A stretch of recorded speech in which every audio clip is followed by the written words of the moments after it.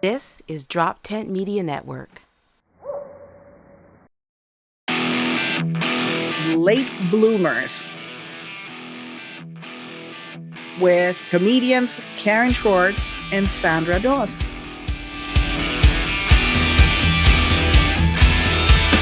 Welcome, everybody, to another episode of the Late Bloomers podcast with fellow comic Karen Schwartz and myself, Sandra Doss. Today, we have a very special guest. Actually, our first guest since we started with the podcast. And our guest is Joel Richardson, the famous SoulJoel's, the man behind SoulJoel's Comedy Club in suburban Philadelphia, specifically Pottstown. Hello, Joel. How are you? Hey, good. Doing well, thank you. Thanks for coming. Yeah, we know you're so busy, so thank you. This is awesome. Thank you. So, we thought we would interview you a bit because I understand that you have a new book out. Yeah. So that's pretty cool. Both Karen and I, we're regulars at SoulJoel's, especially on Tuesdays, trying new material. Yeah. And so this is pretty exciting. So, Karen? Yeah. So because the theme of our show is late bloomers, we know you've been at this for your entire life, it would seem. I wanted 18 years. I was 27. You were 27. Okay. And what was it that I'm sorry, 26. I started. You were 26. Okay. Yeah. So what happened at 26? Like, what was the start? Like, what was your start? Like, what? Yeah, I was going back to school to get my my MBA, and I was working full time in pharmaceutical sales. And halfway into the program, get my master's in business administration. A bunch of my classmates just urged me to go on stage, so I tried an open mic, and just the rest is history. Just always wanted to get that adrenaline rush of being on stage. And a year later, I had like 20 to 30 people coming to see me perform. I was living in Staten Island at the time in New York. And there was a DJ promoter that was organizing the show in North Jersey. And he called to cancel the show at like 2:00 in the afternoon and said there was two owners and one owner signed off on it, but the other owner didn't. It just seemed like a very wishy-washy excuse. And it wasn't my fault, but I felt totally responsible. And so I had to quickly contact everybody on Facebook. And at the time it was MySpace because I didn't have all these people's numbers. They were coming to the show. So I always was the event planner, whether it was a school reunion or a bachelor party. I would always organize these trips for people. So I applied that to comedy and just started producing shows anywhere where I had family members. And a year later, I started SoulJoel Productions. So 2008 was when I incorporated my business. Wow. So you were a comedian first. Okay, I was going to ask you that because now I see you more as the owner of the club and the producer and all that. Okay, so you started as a comedian. I see. So your story is fascinating to me because I remember that during the pandemic, it's when your moment came, at least in our area. It's pretty much a build it and they will come. And you seized that opportunity. And I actually found out about you because I consume all things comedy. Right. And I remember hearing, I think it was Louis C.K., and then Mark Norman and Joe List. And I thought, wait a minute, this place is not far from where I live. Yeah. And then I was like, oh, it's like 20 minutes away. And they were coming here to our area to do comedy because that's all that was the only thing that was open. So they were desperate to run their shows, their sets, and they had no place to go on stage because all stages were closed. And that was the only option. So tell us about that beginning. That wasn't really a beginning. That was well into I have been producing shows at the Valley Forge Casino, and okay. I produced shows in like 27 different states, and had over 1,000 comics work for me and do my shows. But I left the Valley Forge Casino to open up SoulJoel's, and this is all in the book, not funny, but so what happened was it was November 1st, 2019. I started 1 day a week, and then started doing expanding on shows. And 4.5 months later, the pandemic hit, and obviously shut the world down. But I didn't leave doing pharmaceutical sales and making $100,000 a year just to lay down. So we started doing outside shows and social distance, and everything evolved. We started with a 40-foot tractor trailer outside in what used to be a yarn factory, and then we added a cover for the comics in case it rained, and then we added sand so that people can not sit in a cement parking lot, and we just kept doing shows, and pretty much any comic that wanted to come down and either go on tour or get ready for a special, they would come down, and our audiences knew that comics were working out material, and we have the best audiences now because they know comics love to work out new material, and that's what SoulJoel's has become. Yeah, that's amazing. I remember all these celebrities talking about the sand and and being like outdoors with their coats, right? And because in the middle of winter, but they were there. Oh, yeah. They were doing it, right? And so that was fascinating. Yeah. So are you from this area originally? No, I'm from South Jersey, right outside of Philadelphia, near Cherry Hill. And then I went to college in New York. I lived there for 15 years. And then I moved back in like 2015. And then I sold my house to survive the pandemic and moved into my sister's basement in 2020. So I've been living in Pennsylvania for 4 years. Wow, you took a big risk. Yeah. A tremendous risk on this. Well, that's quite impressive. Yeah, and that it goes to show you how lucky I feel our area really is to have gotten to have gotten what you've done for Sunnybrook and for our entire community, because really you really could have set up anywhere. Yeah. So, and like when you look at what you've done for our entire community, like the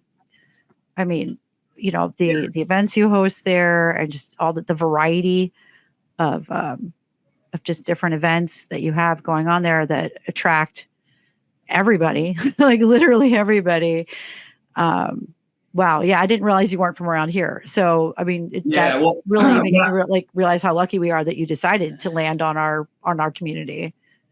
It wasn't easy. I mean, I knew the old owners at the Valley Forge Casino, and I was there for 7 years. And then I knew the old owners, and they sold it to Boyd Entertainment that built the Borgata, and they have like 30 casinos across the country. Wow. And they wanted to move me from Fridays to Thursdays, and replace me with dueling pianos. And it was a huge, and I was getting a door deal, so they weren't, they weren't giving me any money. They would just give me free hotel rooms for the comics, and then however many tickets I sold every Friday night is how much money I made minus how much I promised the comics. So I wasn't going to then start all over again on a Thursday night and give them Fridays. So that was the push I needed just to open up SoulJoel's, and we landed in Royersford. But it was scary to move 10 miles further west away from everything. Yeah. And then the pandemic hit. So, and then we went outside, and now they're developing townhouses where I was. Mm-hmm. So it was like just one obstacle after another, it's crazy. But I knew we wanted to stay in this area, and, ended up, in Pottstown at Sunnybrook Ballroom, but everything leading up to now had to have happened for us to end up here. That's right. Yeah. A comic last week even said, he goes, could you imagine being here 10 years or imagine all this 10 years ago? And the truth is I couldn't. I was trying to fill one room that held 200 people. And now I'm doing, that's like one of 10 events I'm doing a week. So Exactly. yeah. That's amazing. That's really amazing. Yeah. You know, it goes to show that sometimes, you know, there are things that are tragic in general, but out of that, like many opportunities could come up out of necessity for many. And also you happen to be ready for it. So that was really the stars aligned at that very moment. There's that expression that's sometimes the things in life that don't work out for you actually worked out for you. And it's definitely sounding like you took that and ran. Like, that's awesome.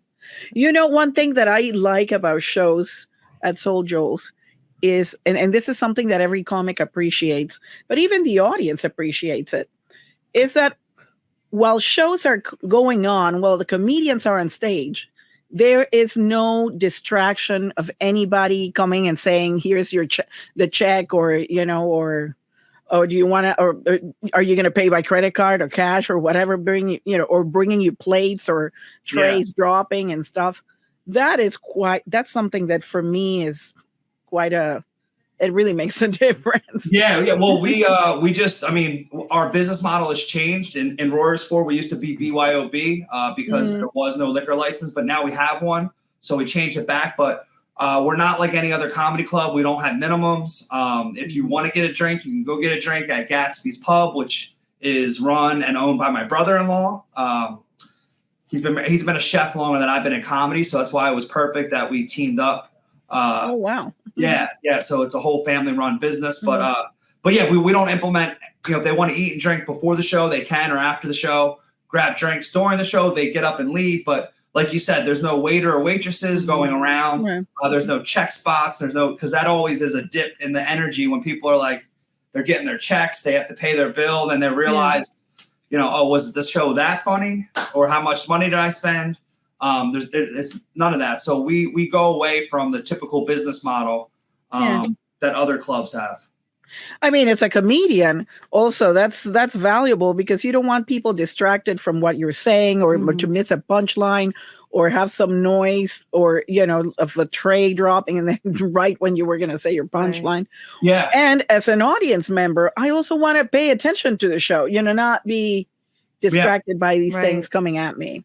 Well, we also we've gotten bad reviews because of that. People say that, like, and it's only happened a few times, but they're like, this isn't like any other comedy club. There's no tables. It's only chairs. And we say we designed it off Robert Kelly's special called Killbox, which was produced by Louis C.K. The stage is in the middle, and then you have chairs around it. And that way you're surrounded by laughter, and the comics hear it on all sides. Right. Yeah. And the acoustics are unbelievable. But what she thought was a negative in her review was actually a positive. Like, that's why we designed it. And there's no chair. There's chairs. There's no tables. And people are all facing the stage. So the energy is all focused on the show. Yep. Yeah.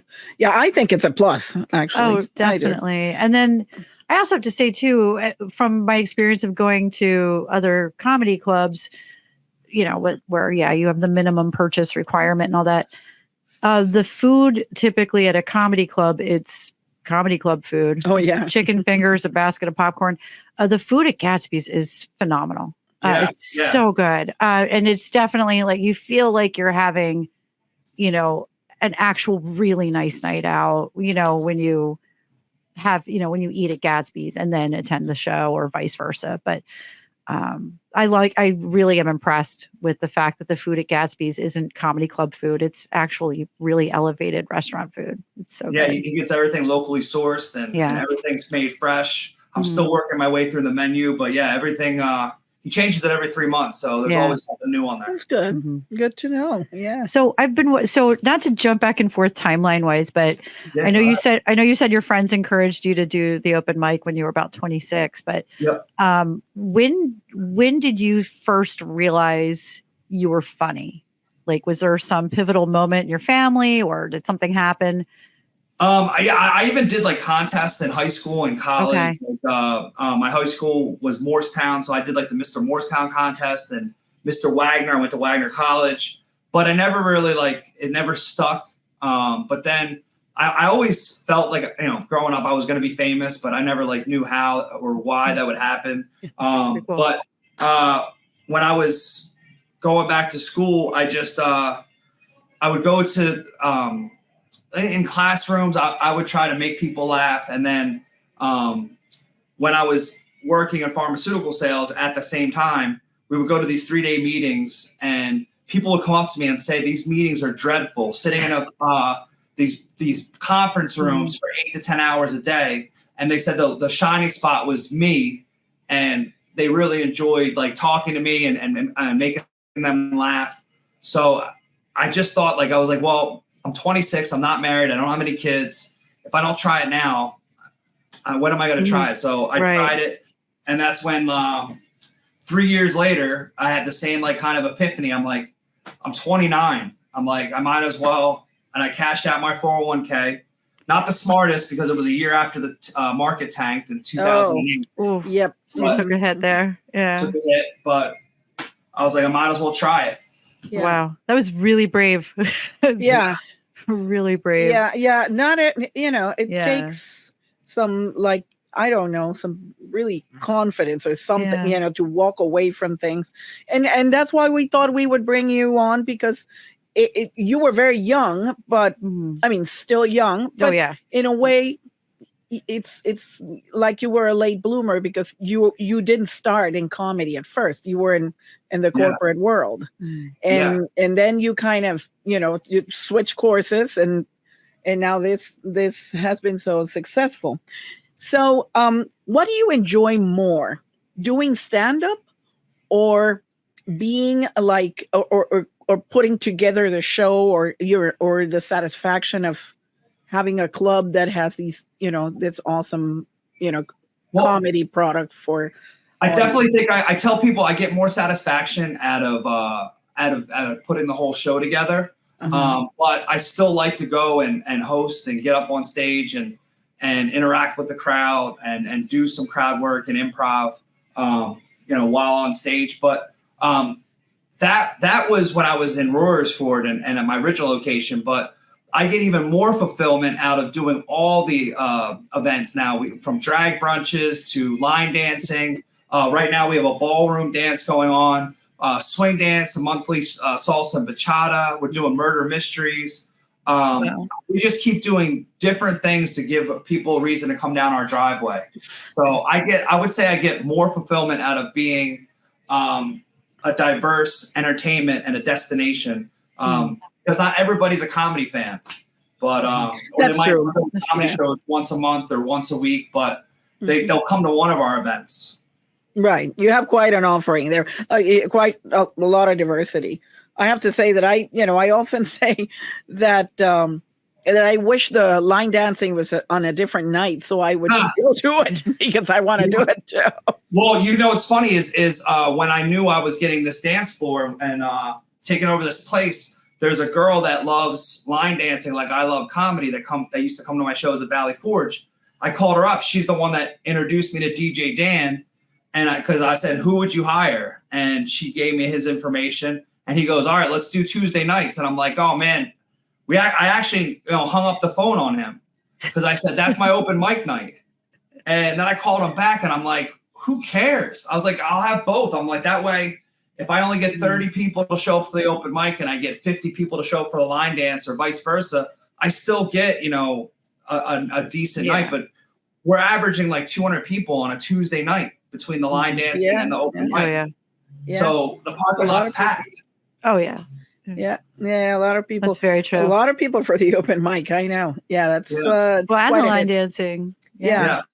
That's pretty awesome. So do you do some line dancing yourself sometimes? I don't think I've seen you. But that's how I got the nickname SoulJoel. I used to go dancing on either Thursday night or Sunday night whenever we had off on Fridays or Mondays. And every time I would score a goal in soccer, which wasn't very often, I would dance. And my teammates was like, why always dancing, SoulJoel? And it kind of always stuck.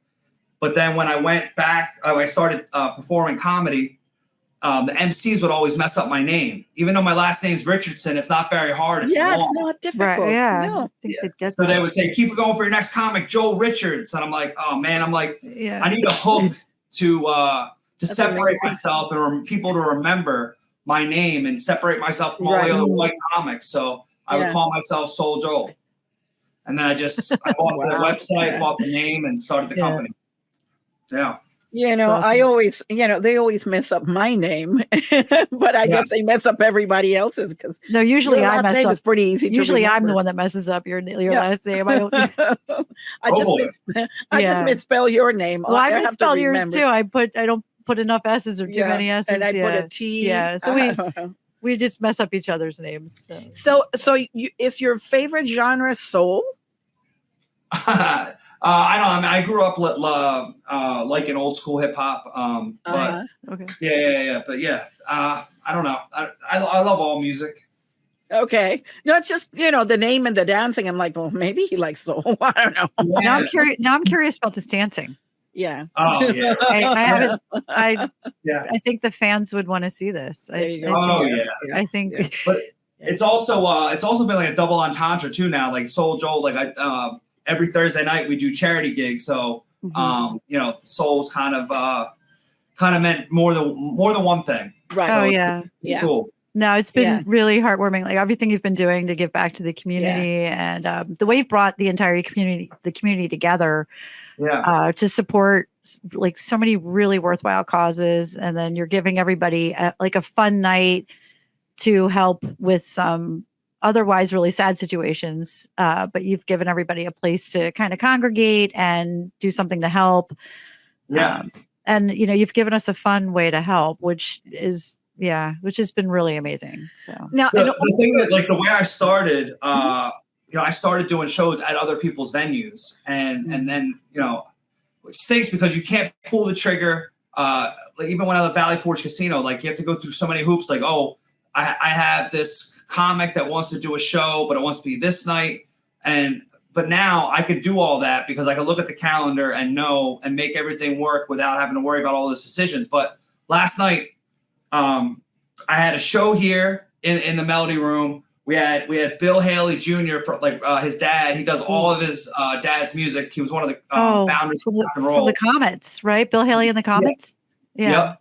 So he was here in the ballroom, and then I had a show in Clearwater, Florida, a show at Mount Holly at the Robin's Nest that I've been doing for almost 15 years. I had a fundraiser at a school, and then I had the psychic medium Nicole in Oxford, PA, and then 2 shows here. But during the day, we had a craft show, which over 100 local vendors and over 1,300 people through the doors. So we had 7 events just yesterday. That's why I texted you that I was going to regret doing this podcast. But thank you. It's just all part of the grind. Like I just have to keep doing this in this business. It can all go away tomorrow. Yeah. So I see. I didn't know that you had like satellite Joel's productions in different. That's how I started. Yeah, you do shows out near my mom and dad in Florida because they're in the Tampa area, and that's how I met Sean Guest, who he was there last night. Yeah, I saw on his Facebook that he had a show there last night. That's really awesome. Yeah, that's quite an amazing story. It really is. I mean, And I was talking. I mean, I've been living in this area since 2005. And some friends were telling me about Sunnybrook, about the history of the place. Yeah.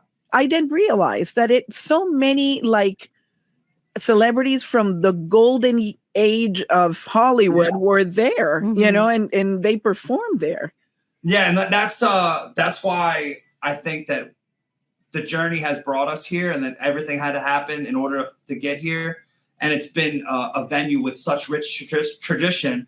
And that's actually given me a lot of fulfillment to bring that back to life. And so many people have come up to me with stories about coming to see, Duke Ellington and Louis Armstrong. Yeah. I inherited all the employees from the former owner, and I found out one of them was stealing, so I had to fire them. But I was behind the bar, and a guy, 80 years old, comes up to me. This is 3 months after taking over. And the guy, white cowboy hat, comes up and gives me the wink and the gun. And he goes, are you the new owner? I was like, man, he's not showing any emotion in his face. I was like, this is going to be either really good or really bad. I was like, it's not going to be anything in between. He's like, how long have you been doing this line dancing? And I said, it's been 3 months actually today. And he goes, I just found out about it because we were using the digital sign on High Street, like right in front of the building. But I didn't realize until a week before that when the former owner taught me how to use the sign. The default was 1 second. So it was going open mic, line dancing, comedy. It was flashing every second. I was slowing it down to every 4. So the guy goes, my only complaint is the sign's flashing too fast. I had to drive around the block to find out about it again. Yeah. It's like, wait, what's going on here? Line dancing or comedy or craft or this? Or He goes and then tells me that there right down the street was is now a McDonald's. It used to be called the Rosedale Diner, and him and his friends were 10 years old, and they were having breakfast on a Saturday morning, and in walks Louis Armstrong and buys him and his friends breakfast. And he just said he'll never forget that moment. And he thanked me for bringing this life back, because now he hasn't missed a Tuesday night. And whether he dances or he just watches, you could see like him just reliving all the memories. And just by that, what I do becomes worth it. And it's really cool to see. That's got to feel really good. So people would actually go to that area that's really far from Philadelphia. You would think that all these celebrities would go and play in Philadelphia and not like so far away, but they would go to this place. It just became another place. Like some people, they went along the Schuylkill River and they took boats, or there's places that have those kind of stops, or the train station. People would come from Philadelphia and get off at, it's like a mile away on the train. So it's pretty cool. That is pretty cool. It's pretty cool. Yeah, it never ceases to amaze me. This suburban Philadelphia is really awesome. Well, Philly in general, I really like it. Ever since I moved here, I have never been here before. Well, maybe one afternoon for work, because I lived in DC and I had to come here for work, and that was about it. I never thought that I would end up living here. But it's been pretty cool. So I think the current trend is people love to stay local. So I think they just love to, we're bringing the show to them. So they don't have to go to Atlantic City or New York City or Philadelphia. Yeah. People actually tell me that I miss an opportunity by saying we have free parking, because they don't mind dropping an hour if they're going to park right into a spot. That's right. Exactly. No, I almost mentioned that, but I thought, I'm always talking about parking. But it is something that's very valuable. Plus. It's a huge deal. It's a huge plus. It seriously is. Yeah. I mean, you could, it's an all-in-one entertainment complex. Yeah. You have your own parking. It's safer. It's safe. Yeah, you don't have the thing. Because it is safe. I mean, you're in a safe location. Yeah. So people are more likely to. It just checks all the boxes. No, it does. Seriously. Yeah. And it offers like a variety of places where you can get comedy, people from the city also go there if they want a change of scenery, or they just want something that's more laid back. And the seating capacity is so much greater where you are. Yeah. I mean, you could, it takes a lot more for you to sell out. I mean, you could fill, you have a way larger place to fill. So, audience members can get in and see these shows. Yeah. For me, it's great because I remember when I took my first comedy class in 2014. I took the class and then I was like, okay, what now? And I was like, oh no, I'm going to have to go to the city, to Center City to do this, or try and find open mics and things like that. And back then, I was working. I had not really decided to do comedy. I just took a class and thought, what else, what do people do then, with this class once we know what we've learned all this, there isn't anything relatively near where I live. But now there are all kinds of alternatives, and, SoulJoel's is great on Tuesdays. It's wonderful, for people to go and do their open mics or see, nationally renowned and touring celebrities going and do shows there. I don't know if you have any more questions for Joel, or your book is out, right? And it's called Not Funny. You can get up on my website, or it's available on Amazon. I'm having a book signing on April 3rd. It got pushed back. It was supposed to be yesterday, but now, yeah, it's going to be on April 3rd. Awesome. And is it only in physical format, or do you have it in audio or? It's not available in audio yet. It's available in hardback, paperback, or on a Kindle. Oh, wonderful. Oh, okay. that's cool. So that's clever. Well, all the best with the book. It's a very, very interesting story. And we have another late bloomer in comedy. Well, not as late bloomer as we are. But yeah, you switched fields and you made it happen for yourself in comedy. Yeah. And good for you for taking on like a whole other form of media too, by, you knocked out a book. I mean, that's, I ordered one and I'm excited. Yeah. Thank you. And for me to be excited, I don't really read. So I'm very excited. I'm trying to read it. I just wanted, because not everybody knows, like Sandra said, not everybody knows I started as a comic, and it kind of just puts all my story in one place. So just that whole journey of all the changes you made along the way, and just I think it's really neat. I love that whole part of your family teaming up with you to pull this dream off too. It's just such a cool story. And even just seeing your family around SoulJoel's, and just seeing seeing all that, like just seeing how all of you just came together to do that. It's just it's awesome. I wouldn't be here without them, because it took like a year and a half to figure out where we were going to end up. And I was doing shows temporarily at a country club, and there was a lot of times that I wanted to quit, but if it wasn't for my mom and my sister, and they keep saying, just don't ever quit before the magic happens. And that for them, I wouldn't be here. So yeah, I'm thankful for them. Yeah. I think it's safe to say the magic has happened. Yeah. But it's, I know you use the word magic for it, but all that that was hard work. Yeah. It's hard work. It's definitely all that hard work. And it's just, incredibly impressive. Just thank you. It's awesome. Yeah. And just such a fun place to be a part of. And, I just feel like, the time I've spent on your stage I really feel like so much about my life really started there. And I just, I'm really, absolutely. Yeah. Absolutely. Also, we met so many great comics there. We made such wonderful and talented people of all walks of life who are interested in comedy, just like we are. So networking is what it's all about. Yeah, that's right. Yeah. Thanks so much, Joel. Thank you. Thanks so much. Thanks for having me on, ladies. Thanks for having me as your first guest. Wonderful. Well, I mean, now that we've had you on, I don't know where to go from here. I feel like buy Joel's book. Get inspired. I feel like we didn't really plan this well, having you on right out of the gate. Now I don't know where to go, but but thank you so much. So only uphill from here. Yes, that's right. That's right.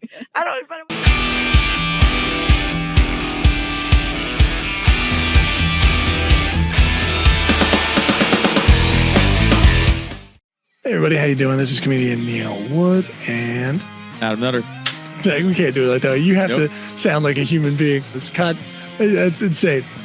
Because I'm realizing how little you're talking. Adam Nutter. I could just take, if you just want me to, honestly, what we need to do is we just need to get that clean. Adam Nutter. And then I'll just pop it in wherever I need to. But Adam Nutter. Let's do that. Come listen to the Cult of Us podcast. That's our promo. Adam Nutter. A Drop Tent Media Network podcast. Go to droptent.com or search Cult of Us podcast on your favorite podcast platform. This has been a Drop Tent Media production.